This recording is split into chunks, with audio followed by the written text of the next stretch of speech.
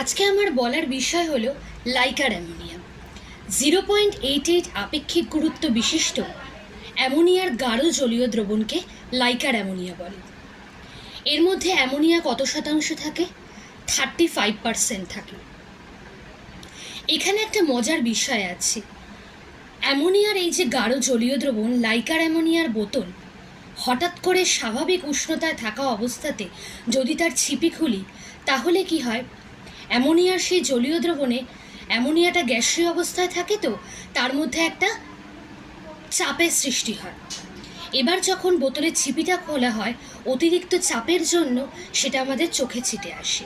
Ammonia আমাদের চোখের পক্ষে ক্ষতিকারক, তাই স্বাভাবিক উষ্ণতায় লাইকার অ্যামোনিয়ার বোতল কিন্তু খোলা হয় না এভাবে। সেই জন্য কী করা হয়, আগে বোতলটিকে ঠান্ডা করে নিয়ে তারপর ছিপি খোলা হয়। কারণ তাতে কি হয়, অ্যামোনিয়ার জলীয় দ্রবণটা কিছুটা দ্রবীভূত হয়, তার ফলে এর মধ্যে থাকা চাপটা কিছুটা কমে যায়, ফলে চোখে ছিটকে আসার সম্ভাবনা অনেক কম থাকে। এই গুরুত্বপূর্ণ বিষয়টা আজকে আমি তোমাদের বললাম। এরকমই ছোট ছোট শর্টসের মাধ্যমে আমি তোমাদের কিছু গুরুত্বপূর্ণ তথ্য দিতে থাকবো।